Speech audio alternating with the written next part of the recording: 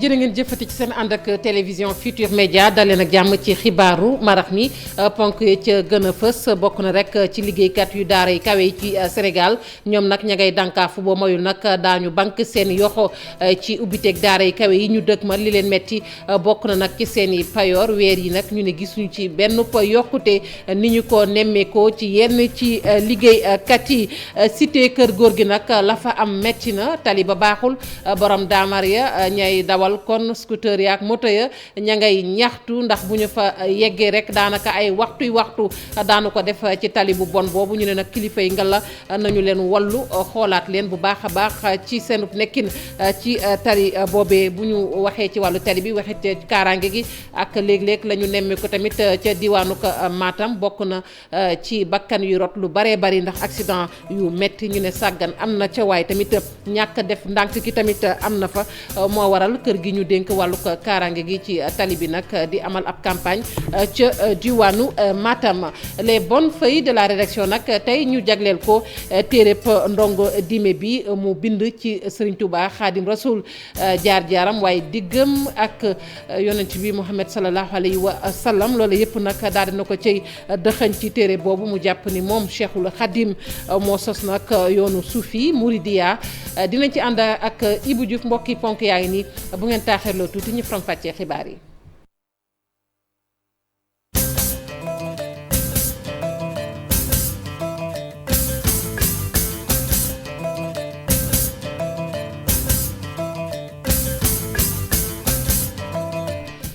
dale nag jàmm ci xibaaru marax mi dañu koy tàmbali rek ak taskatu xabaar bi nag xam ngeen ni daal di dëddu àdduna mu nekkoon nag fii ci ñun ñu gën ko xam ci Jean-Pierre Mané bu yéenekaay bii di l'Observateur tey jii nag la ñu ko daal di rek kon jébbal boromam ca sëk yu Saint-Lazare mu nekk nag taskatu xabaar bu ñëpp ràññee waaye tamit reporter bu mag bu ñu ràññee muy ay jege ñaaleem di mbokkam nag ku ci ne rek indi na seere ci kii di Jean-Pierre Mané ñu fàttali rek ne itamit mooy reporter bu njëkk ca fa ñu naan nag Simbandi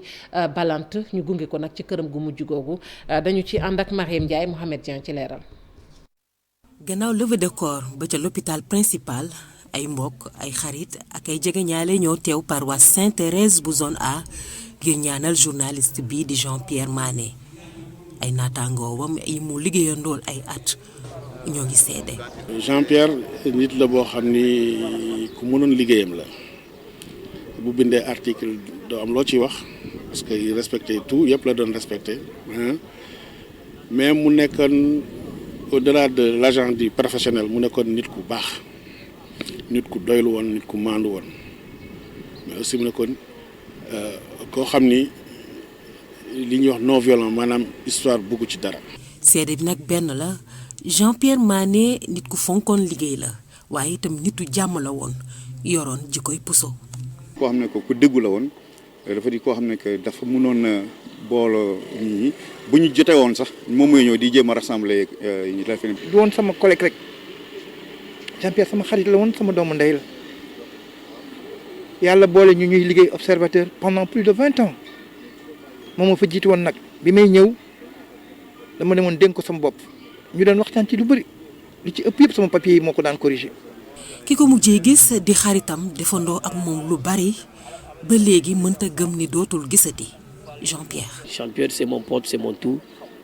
et je suis le dernier à le voir sinon on s'est vu le jeudi à 15h j'étais chez lui bon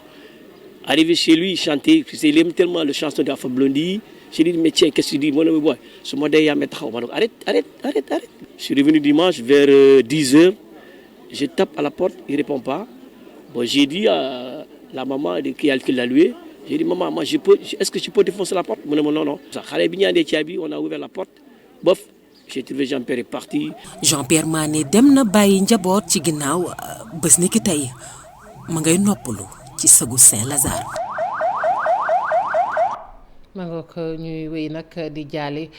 njabootam tey ñaan rek sunu borom xaare ko ca àjjana moom moomu di Jean-Pierre Mané bokkoon nag ci ñun doon liggéey ci yéenekaay bii di l'Observateur. ñu àddu nag ci liggéeykat yu daara yi kawe nekk ci Sénégal ni ma ko waxee woon ci ponk yi nag ñoom boo mayul daanu banque nag seen yoxo ci ubbiteeg daara yu kawe yi ñu dëgmal ñu ne nag xel mënta nangu ñuy wax ni liggéeykat yi kat nag danoo yokk seenu payoor te ñoom ba nëgëni furaas weer yi gisuñu dara ñu ne nag loolu mënatuñu ko dékku. Aliou Faye moom mooy secrétaire général bu syndicat autonome bu ëmb liggéeykat yooyu ci micro Fatou Bintou Conté ak Alioune Diagne. mu ngi jógee ci ndigal boo xam ne président de la république joxe woon na ko pour jàppale askan wi ci jafe-jafe àdduna ci njëg yi nga xam ne tey dafa yokku te liggéeykat yi yëg ko bu baax a baax ménagères yi ak ñi yor njël yi ak ñi yor kër yi sentir ko bu baax a baax président am yërmande ne day yokku salaire u liggéeykatu état bi te booba ba léegi ministre ki nga xam ne moo ko naroon exécuté dafa joxe bataaxal mu ne commencé na ko exécuté te ñun ñi nga xam ne ci université yi lañu nekk ba tey jii gisuñu dara te ci la ñu bokk fi mu nekk nii ñu ngi ci vacances mais nañ xam ne université dafa war a ubbi octobre te bii bu réglé wul fii ak octobre gëm naa ne ubbite bi dina doon problème. ma ngoog ñu wax ci leneen muy nag Sénélec nag ku ne xam na ni code des marchés publics boobu mu daan jaar bu njëkk ngir nag amal ay appel d'offre dootu ca jaar waaye am na nag loo xamante ni ca biir kër ga la nekk muy nag li ñu duppee rek kon manuel de procédure ñu ne nag manuel boobu moom kër ga di Sénélec mënu caa ñàkk jaar ngir amal ay appel d'offre ndax code ba mu daan jaar nag daan na ko gàllankoor lu baree bari ci liggéeyam di sa préra Pape Sangone Mbaye.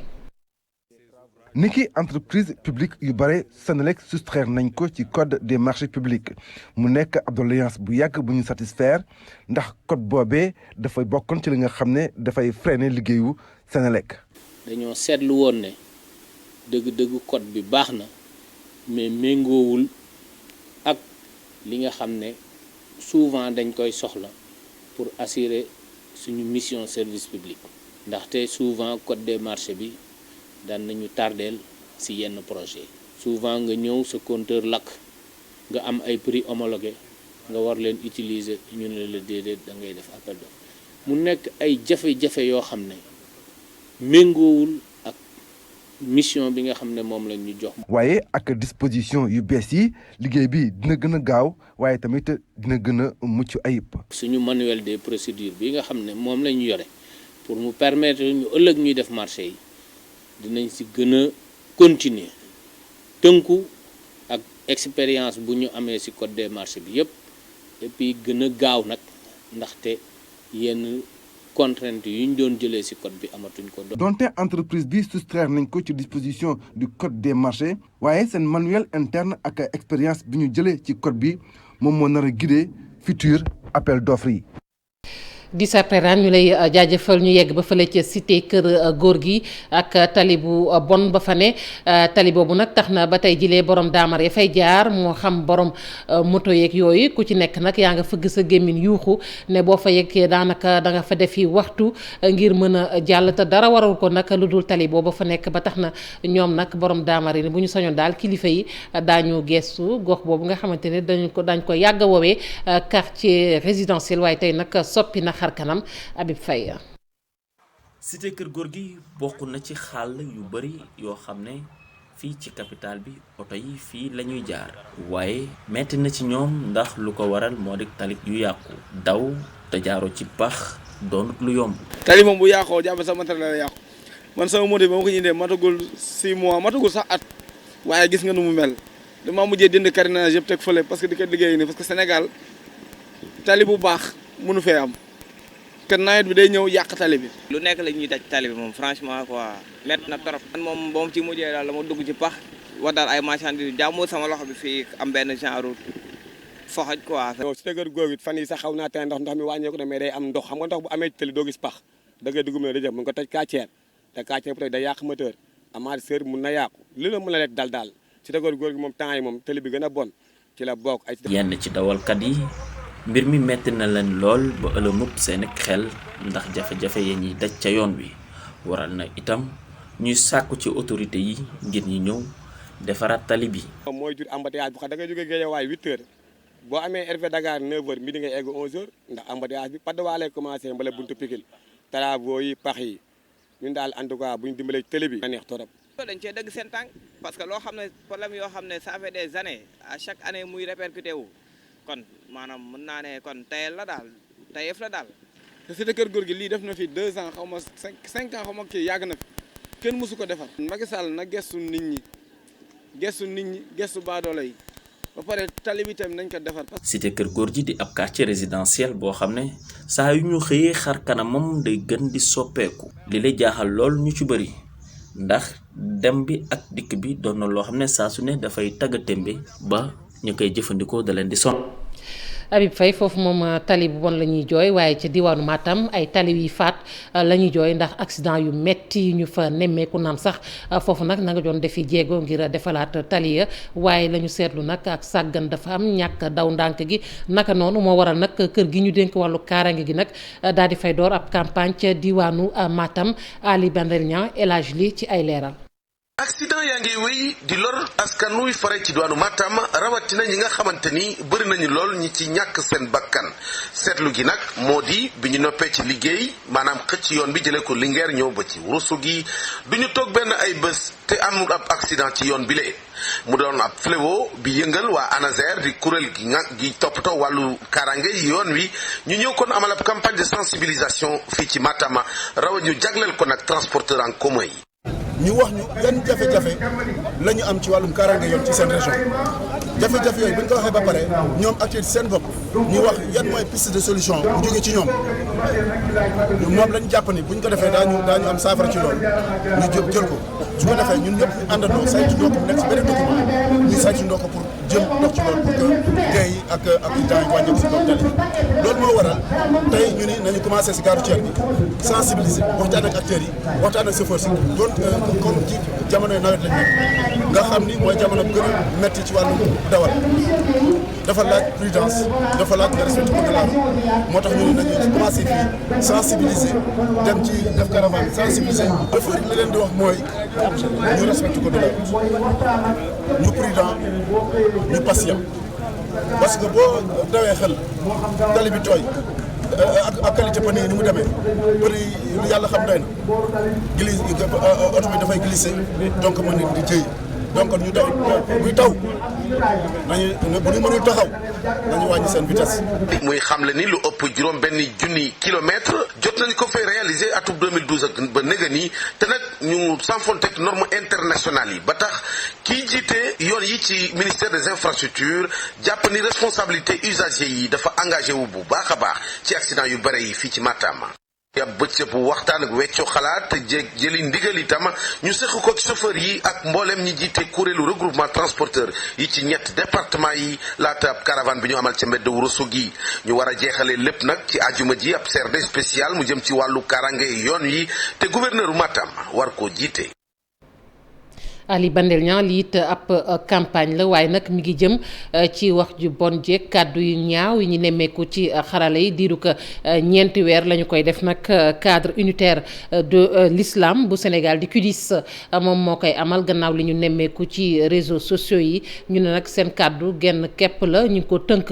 ci lenn muy nag waxal lu baax mbaa nga noppi Alassane Ba la ñu ci àndal ak seen janoo beeg taskatu xabaar yi. dañu jàpp ne jamono ji ñu toll ni jëmul kër wàllu réseaux sociaux yi tax na ba ñoom CUDIS bëgg a jouer seen partition jàpp nañ ne yombal gi nga xamante ni internet yombal na ko ndaw ñi ci wàllum clic moo jur li ni mel. ni ko yonent bi alayhi salaam waxee woon ni boo gisee loo xam ni lu jëmul kër la boo amee force dindi ko soo ko mënul nga wax ba mu dañ soo ko mënul nga bañ ko ci sa xol loolu moo tax ñu yëkkati campagne bi. ñoom CUDIS fas yéene amal campagne de sensibilisation jëm ci xeex wàllum haine waaye itam information bu jaarut yoon objectif bi mooy ñu fexe ba gën a ñoŋal suñu nekkin ci biir société bi. kon loolu moo tax CUDIS jóg ngir li nga xam ni seetlu nañu ko ci jikko yi nga xam ni tey mu ngi dérapé wu mu ngi wàcc jëm ci loo xam ni Sénégal xamu ko woon démb ci bodduwante ci xastante ci sosalante ci wax naka sa dul noonu ak kàddu ya nga xam ni bu njëkk kenn ñemewu ko ni génne ci pénc léegi ñu koy jaarale nag ci nga xam ne tey yàlla moo ko wërsëgal doomi aadama muy paaka ñaari boor waaye ñu ci bari nag jël benn boor bi. CUDIS gis ne itam ay faay am na ci yarinu xale yi ci biir kër yi. Imam Tall wax na ko sànq xale yi ñoo ngi def ci waxtu ci jokkoo ci kuréel yi loo xam ne lii duñu ko def ci jokkoo ak seeni famille d'ailleurs famille yi sax amatuñu jokkoo ci seen biir ngir jumtuwaay yi nga xam ne jumtuwaay yi jamono li war a defar donc agir ci jumtuwaay yi mooy yaa ngi agir ci wàllu yar yaa ngi agir ci wàllu defar. cadre UNICEF bu islam ci Sénégal dana appuyé wu ci partenariat am ak Meta campagne bi dana durer 4 weer ñu ngi fas yéene amal ay spot wàllum yeete ci média yi waaye itam ci réseaux sociaux yi ñu ngi sàkku itam communauté bi yépp dugal ci loxam ngir ñu mun ko réussir. ñu yegg ba ci bëj gànnaaru réew mi ca diwaanu Ndar wax nag ci ñaari rakk yu ñu fay waajal nag mu mel ni matuwaay daal jël nañ ko ba mu mat sëkk ngir askanu nag mën ko fa amal ci anam yu sell waaye tamit anam yoo xamante ne yu ànd ak kaaraange lay doon moo xam kaaraange ga ca askan wa ba ci nag wàllu wér-gu-yaram ba mu mel ni lépp kon yemb na gouverneur bu diwaanu Ndar moo cay dalal xel ya Alioune Badara Samb ñu teewlu ko ak Ousseynou Diop. loolu nag ku koy am di jot ay nit yu mel noonu di nga waajal sa bopp waaj boobu nag la ci ëpp solo mooy d'abord wàllu sécurité maanaam dal loolu nag gendarmerie nga xam ni pratiquement li wër Ndar même benn partie bi fii ci hydrobase ñoo ko yore mais dem beeg dikk bi ci buntu Ndar ci côté yoonu Dakar wala yoonu Fuuta bi am nañ dispositif bu am solo ba am dispositif réserve boo xam ne dañ ko teg pour éventuellement buñ ko soxla air la police fii am nañ groupe opérationnel GMI mais commissariat central ak commissariat île danañ jot beneen renfort pour mën a fexe ba nga xam daal ci wàllu takk der ñu am suffisamment de force pour mën a assurer sécurité nit ñi nga xam ñoo nekk ci dëkk bi mais également nit ñi nga xam dañuy jógee bitim réew ak biir Sénégal di ñëw disposition yooyu ñu jël ci wàllu sécurité yu mel noonu lañ jël ci wàllu yëpp du jëm ci wàllu faj par exemple hôpital régional moo ngi fii alors dañ ko mettre en alerte avec des urgentistes yoo xam ñaanuñu ko yàlla ku am problème ñu mën laa taxaw mais également hôpital Ousmane Ngom mi nekk dans le Sor dana am dispositif place Ablaye Wade dina am li ñu naan poste médical avancé maanaam ñu mën a indi ay équipe yu bees ak ay jumtukaay. Magog waxoon nañ ko ci ponk yi muy nag les bonnes feuilles de la rédaction tey ñu jagleel ko téereb ndongo dime bi mu bind ko ci Cheikhul Khadim jaar-jaaram waaye tamit diggam ak Muhammad sallallahu alayhi wa sallam mu nekk nag téere bu am solo moom mi mu ci xamle ba tey ni moom Cheikhul Khadim bokk na ci ñu sos mbaa bokk mu sos yoonu sufi Mouridiya waaye tamit école boobu ñu duppee spirituel xidmatul Khadim Ibou Diouf la ñu ciy àndal. muy ab téere boo xamante ne ay taalif lañ ci joxeñ sukkandiku ci juróom-ñeent fukk ak juróom-ñeent yi nga xamante ne turu yàlla la ngir delluwaat njukkal ki nga xamante ne mooy Cheikh Ahmadou Bamba Mbacké. depuis 1400 ans ku toll ne Sëñ Tuubaa kenn mësu ko gis te Sëñ Tuubaa li mu nu indil nag loolu dañ ko war a wesaare ba nga xam ne àdduna bi yëpp dañ koy jariñoo. poème bu ci nekk page bu ci nekk dafa jël benn poème de 19 vers. strophe de 19 vers. Ndongo Dime mooy bindkat bi amal li ni mel. man nag dama jàppe sama bopp comme maanaam jàllalekat message yu Cheikhul Khadim. bind téere bi nag parce que bii mooy nekk sama juróom-ñetti téere ci yi ma bind ci Sëñ Tuubaa parce que booy xool publier naa fukki téere ak ñett juróom-ñett yëpp Sëñ Tuubaa la. téere bi mu duppee Cheikh Ahmadou Bamba Mbacké digne héritier de Seydina Mohamed. mu ne nag loolee dina may képp ku ko jàng am gis-gis ci li nga xamante ne loolee na Serigne Touba doon gisee ak li nga xamante ne jot na ko fi def ngir jëmmal li di diine islam. lu tax Serigne Touba parce que Serigne Touba des ko war a découvrir ñun danoo am loo xam ne lii maanaam danoo am lu kenn amul loo xam ne dañ ko war a partager. téere bi maa ngi ko jagleel. waxuma la Sénégal wala Afrique àdduna bépp. ci bile téere tamit fàttewul taxawaay bi nga xamante ne Cheikh Ahmadou Bamba amaloon na ko saa su nekk ngir sàkku ci jullit yi ñu def kem kàttan ngir moytu fitna. message bi mooy que maanaam ñun danoo jóg muy association écrivain mouride pour wasaare mbindum sëñ bi ci àdduna bi non pas Sénégal ak Afrique mais ci àdduna bépp dañ ko loolu mooy sunu mission. liñ ci jublu mooy delloowaat njukkal ki nga xamante ne liggéeyal na diine islam fexe tamit ba jëmal askanu der wu ñuul kookee di Serigne Touba. Ibou Diouf ñu koy jaajëfal bu baax a baax ñu wax ci tàggat yaram ak Ligue des champions bi fas yéene nag kon daal di tàmbaliwaat juróom-benn fan ak juróom-ñaari fan ci weeru septembre lay doon tirage au sort ba jëm nag ca phase de groupe ya amal nañu ko ca Istanbul waaye tirage au sort boobu nag gis nañu ci ay affiche yu am solo lu ci mel ni groupe C ba nga xamante ne daañu fa fekk Barça ak Bayern de Munich bu Sadio Mané Ibrahima Kane. nekk champion d'Europe ci atum 2022 Real Madrid ci groupe F bi la nekk